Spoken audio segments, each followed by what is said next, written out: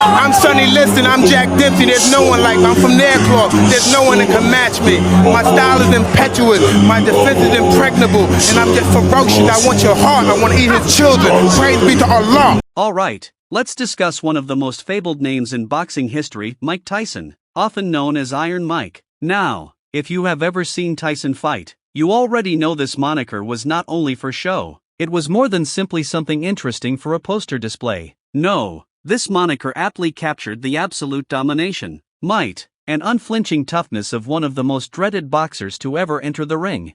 Why Iron Mike then? Where was this name derived from? Allow me to dissect it.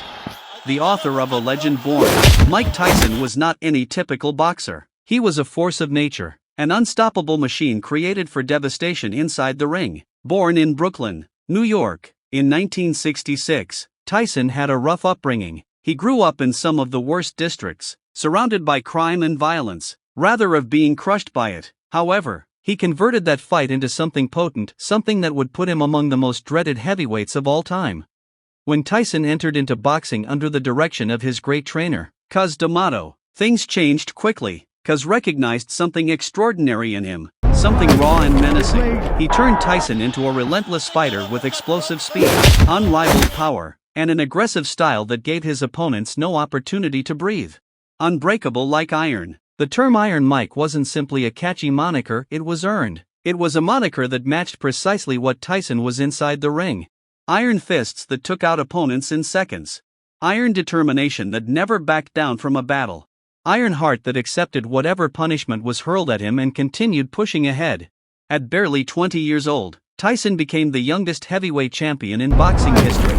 Think of that, 20 years old. While most individuals that age are still figuring life out, Tyson was out there demolishing adult men in the ring, stealing their titles, their pride, and their careers. His blows were so strong, so rapid, that opponents hardly had time to react before they struck the mat. Many of his early battles didn't even last a complete round. He would go in, unleash a couple bombs, and it was game over. That's why they dubbed him Iron Mike, because nobody could break him. The knockout machine. If you've ever seen Mike Tyson fight, you know precisely why this guy was feared. He didn't simply win battles, he demolished his opponents. It wasn't about points or strategy, it was about annihilation. Tyson had this hallmark move, the peekaboo technique, taught to him by Cus D'Amato. He would dart and bob, evading strikes like a ghost, and then, boom, explode with unbelievable intensity. His uppercuts? Devastating. His hooks? Bone-crushing. His sheer intimidation? Off the charts. Imagine standing in front of a 220-pound wrecking ball, knowing that at any time, he may kill your night with one single blow. That was Mike Tyson. He was a human wrecking machine, an unstoppable force of nature.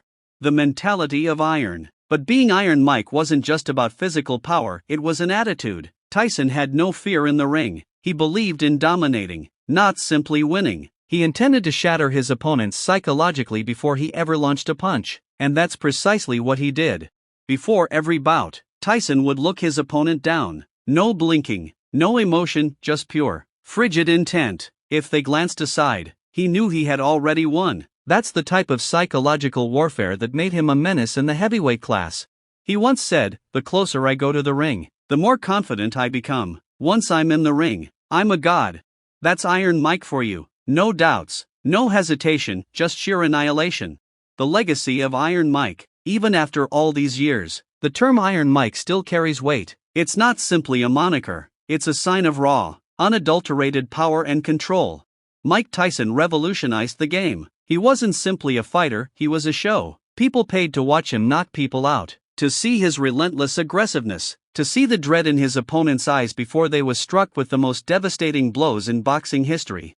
Even now, people still speak about Tyson like he's some sort of legendary warrior. His highlights are all over the internet. His bouts are still legendary. His iron legend will never fade. And thus, ladies and gentlemen, is why they dubbed him Iron Mike. A guy of steel. A wrecking ball, a fighter unlike any other. Iron Mike Tyson, the baddest guy on the earth.